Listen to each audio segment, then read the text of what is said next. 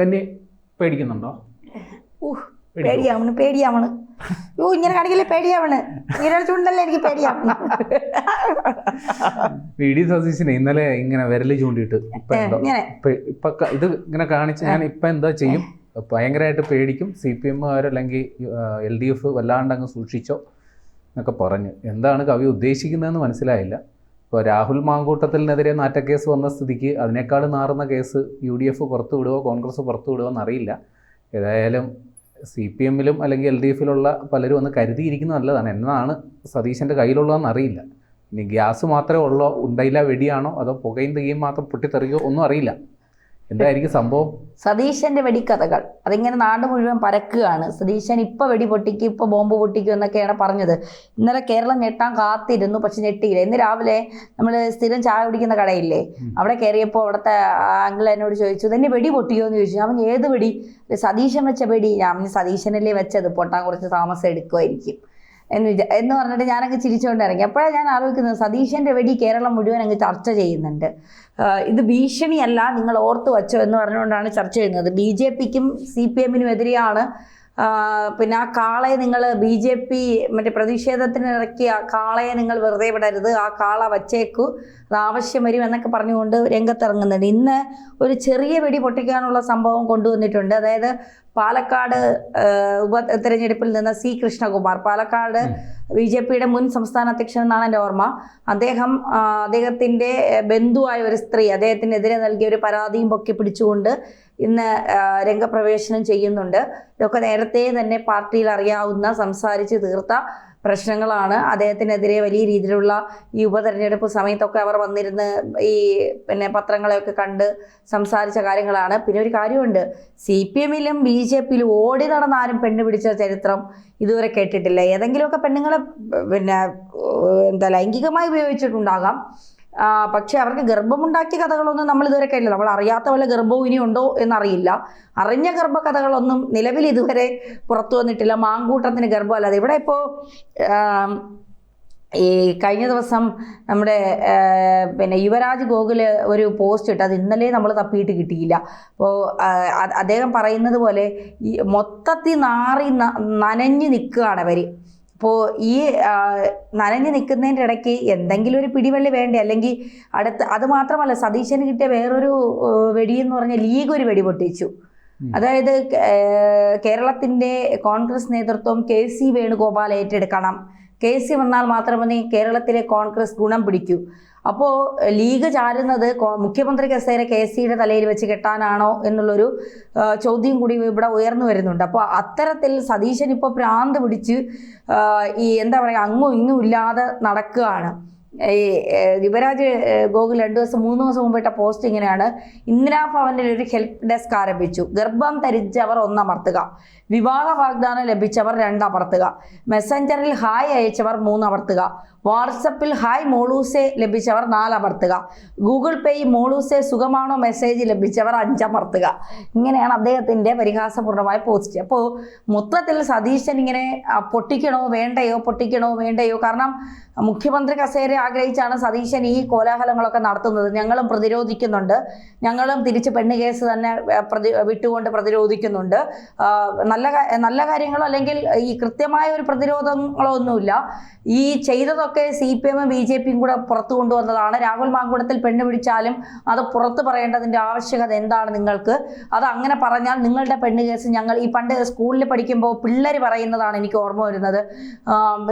നീ അത് എടുത്തില്ലേ, അത് ഞാൻ ടീച്ചറിൻ്റെ അടുത്ത് പറഞ്ഞു കൊടുക്കും, നീ ഇത് പറഞ്ഞു കൊടുത്താ എന്ന് പറയുന്ന ഒരു രീതി നമ്മൾ കണ്ടില്ല. അതാണ് ഇന്നലെ സതീശൻ്റെ അത്രയും ഈ കൊച്ചു കുഞ്ഞുങ്ങൾക്ക് ഇതിലും ബുദ്ധിയുണ്ട് സതീശ എന്ന് പറഞ്ഞു കൊടുക്കണമെന്നൊക്കെ നമുക്ക് തോന്നും. പെണ്ണ് കേസിന് തിരിച്ച് പെണ്ണ് കേസിലൂടെ തന്നെ മറുപടി കൊടുക്കുന്ന ഒരു പ്രതിപക്ഷ നേതാവ്. അദ്ദേഹത്തെ പ്രതിപക്ഷ നേതാവ് എന്നല്ല വിളിക്കേണ്ടത്. ആ വാക്ക് ഇവിടെ വിളിച്ചാൽ അത് പിന്നെ മറ്റു പല രീതിയിലേക്കും പോകും. അതുകൊണ്ട് ഞാൻ പറയുന്നില്ല എന്ന് മാത്രമേ. ഇവർക്ക് നേരത്തെ എന്തോ വിഷയത്തെക്കുറിച്ച് അറിവുണ്ടായിരുന്നു, അത് ഇതുവരെ പറഞ്ഞില്ല, ഇനി ഇത് പറയും. അങ്ങനെയാണെങ്കിൽ അത് ഗുരുതരമായ ഒരു കുറ്റകൃത്യം നടത്തിയത് ഒളിച്ചു വെച്ചേക്കാണെങ്കിൽ അത് അതിലും വലിയ പ്രശ്നമാണല്ലോ. ഈ കൊല്ലുന്നവനേക്കാളും കുറ്റക്കാരനാണ് കൊല്ലാൻ പ്രേരിപ്പിക്കുന്നവൻ എന്നാണ് പറയുന്നത്. അപ്പോൾ തീർച്ചയായിട്ടും അങ്ങനെയാണെങ്കിൽ സതീശനെതിരെ കേസ് എടുക്കണ്ടേ? ഒരു വലിയ തെളിവ് കയ്യിൽ വെച്ചിട്ട് ഇത്രയും നാൾ മൗനം ഭജിച്ചെങ്കിൽ സതീശനെതിരെ വേണം ആദ്യം കേസ് എടുക്കാൻ, എന്നിട്ട് വേണം ആ ബോംബ് പൊട്ടിക്കുന്നവർക്കെതിരെ കേസ് എടുക്കാനായിട്ട്. എന്തായാലും സതീശൻ കുടുങ്ങും, ഇതിൽ ഉറപ്പാണ്. കാരണം രാഹുൽ മാങ്കൂട്ടത്തിനെ ചതിച്ചത് സതീശനാണെന്നുള്ള ഒരു ചെറിയ സൂചനകളൊക്കെ സതീശൻ പുറത്തുവിടുന്നുണ്ട്, അല്ല രാഹുൽ മാങ്കൂട്ടം ഗ്രൂപ്പുകൾ പുറത്തുവിടുന്നുണ്ട്. അത്തരത്തിൽ ചില കാര്യങ്ങളൊക്കെ കറങ്ങി നടക്കുന്നത് കൊണ്ട് ഇത് ഏത് വഴിക്കാണ് പോകുന്നതെന്ന് നമുക്കറിയില്ല. ഇന്നലെ ട്രാൻസ്ജെൻഡറിന്റെ വാദം പൊളിഞ്ഞല്ലോ അവന്തിക. അപ്പോൾ അവരുടെ കോൺഗ്രസ് ട്രാൻസ്ജെൻഡർ കമ്മിറ്റി പ്രസിഡന്റ് ആണെന്ന് തോന്നുന്നു അന്ന രാജു, അവർ ഇന്നലെ പത്രസമ്മേളനം നടത്തിയിരുന്നു. അപ്പോൾ അവർ ഇന്നലെ പറയുന്നത് അവന്തിക മനഃപൂർവ്വം പറഞ്ഞതാണ്, രാഹുൽ മാങ്കൂട്ടത്തിനെതിരെ അത്തരം ഒരു ആരോപണമൊന്നും ഇല്ല, ഇവർ നല്ല സുഹൃത്തുക്കളായിരുന്നു. തൻ്റെ അടുത്ത് വെച്ചും രാഹുൽ മാങ്കൂട്ടത്തിന് പേര് അവന്തിക മെസ്സേജ് അയച്ചു. ഈ പറഞ്ഞു വരുമ്പോൾ ഈ രണ്ടുപേരും എൻ്റെ അടുത്ത സുഹൃത്തുക്കളാണ്, അതുകൊണ്ട് ഇപ്പോൾ എന്ത് പറയണം ആരെ പറയണം എന്നറിയാൻ പറ്റാതെ ഇരിക്കുകയാണ്. പ്രശ്നം ഇത് ഈ ലൈംഗിക ദാരിദ്ര്യം ലൈംഗിക വിഷയമൊക്കെ ആയതുകൊണ്ട് ഇതിപ്പോൾ ഏത് പാർട്ടിക്ക് ഏതിൽ പറഞ്ഞാലേ എല്ലാത്തിലും ഈ പറയുന്ന ആൾക്കാരൊക്കെ ഉണ്ടെന്നേ, അതെ പ്രശ്നം. അതായത് ഒരു ആരോപണം ഉന്നയിച്ചു കഴിഞ്ഞാൽ അങ്ങോട്ടും ഇങ്ങോട്ടൊക്കെ ഈ മറ്റേ ഉത്സവപ്പറമ്പ് വെടിപൊട്ടുന്ന പോലെ അവിടെ നിന്നൊക്കെയാണ് ആ പൊട്ടുന്നതെന്ന് പറയാൻ പറ്റില്ല. ഇപ്പം നിലവിൽ രാഹുൽ മാങ്കൂട്ടത്തിൽ മാത്രമാണ് നാറ് നിൽക്കുന്നതെങ്കിൽ അതിപ്പോൾ പലരും ഇങ്ങനെ ആരോപണങ്ങൾ തുറന്നു പറയാൻ തയ്യാറായാൽ അവിടെ ഇവിടെയും രണ്ടു കൂട്ടരും ആളുണ്ടാവും.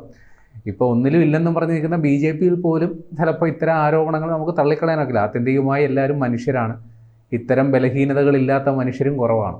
അപ്പോൾ പറയാൻ പറ്റൂല, പൊട്ടും, ഒരു വെടി പൊട്ടും. അത് സതീശന്റെ നെഞ്ചത്താണോ CPM-ന്റെ നെഞ്ചത്താണോ എന്ന് നോക്കിയിരുന്നാൽ മതി. കാരണം ഇത് നമ്മൾ വിചാരിക്കാം, സാധാരണക്കാർ വിചാരിക്കുന്ന എന്തായാലും കുറേ നികുതി പണത്തിൽ നിന്ന് കൈയിട്ട് വരും, അല്ലെങ്കിൽ പാലം നിർമ്മിക്കുന്നതിലോ റോഡ് നിർമ്മിക്കുന്നതിലോ എന്തെങ്കിലും ട്രാൻസ്ഫർ വാങ്ങി കൊടുക്കുന്നതിലോ ഒക്കെ വല്ല പണങ്ങൾ വാങ്ങുക, അഴിമതി, ഇതൊക്കെയാണ്.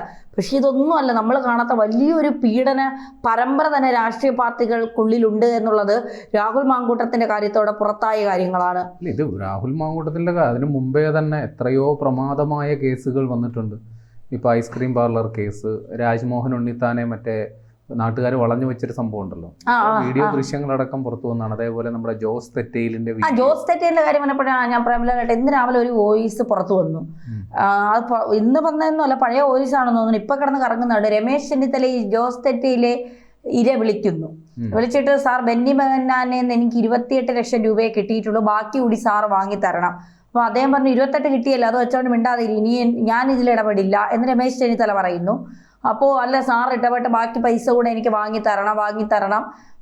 പിന്നെ അപ്പോൾ താഴെ വന്ന കമൻറ്റുകളാണ് പുറത്ത് പറയാൻ പറ്റില്ല. നമ്മൾ ചിരിച്ച് അതായത് ഈ എന്താ വെടിവെച്ചതിൻ്റെ പണം വാങ്ങുന്ന, അതിനപേക്ഷിക്കുന്ന, ഒരു നിവേദനം കൊടുത്ത് അപേക്ഷിക്കുന്ന സ്ത്രീയും അത് പറയുന്ന ചെന്നിത്തല എന്നൊക്കെ പറഞ്ഞുകൊണ്ടാണ് ഇപ്പോൾ പ്രചരിപ്പിക്കുക. എനിക്കറിയില്ല ഇതൊക്കെ എവിടെ ചെന്ന് അവസാനിക്കും, എന്തൊക്കെയാണ് എന്നുള്ളത്. എന്തായാലും രാഹുൽ മാങ്കൂട്ടത്തിൽ കഥകൾ പുറത്തു വന്നതോടെ രാഷ്ട്രീയത്തിലെ പല കഥകളും പുറത്തു വരുന്നുണ്ട് എന്നുള്ളതാണ് യാഥാർത്ഥ്യം. അങ്ങനെയല്ലേ മനസ്സിലാക്കേണ്ടത്?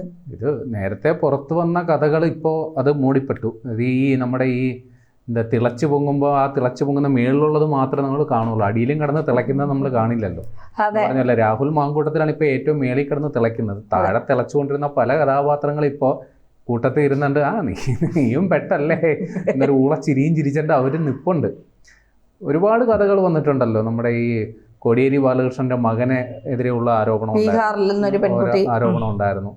അതേപോലെ നമ്മുടെ മുൻ സ്പീക്കർ ശ്രീരാമകൃഷ്ണൻ ഹൈ മോളൂസെ മെസ്സേജ് അയച്ച സംഭവം അവർക്കും ഉണ്ട്. മൂന്നാറിൽ തണുപ്പുണ്ടെന്ന് തോമസ് ഐസക്ക് പറയാനാണെങ്കിൽ മുകേഷ് ആളൊരു മോശമാണോ? മുകേഷിനെതിരെ അവിടുന്ന് ഇവിടുന്ന് ഒക്കെ അദ്ദേഹത്തിന്റെ മുൻ ഭാര്യ പറഞ്ഞ വെളിപ്പെടുത്തലുകൾ പ്രശ്നമാണ്. ഇപ്പോഴത്തെ MLA T സിദ്ദിഖിനെതിരെ അദ്ദേഹത്തിന്റെ മുൻ ഭാര്യ നടത്തിയ വെളിപ്പെടുത്തൽ.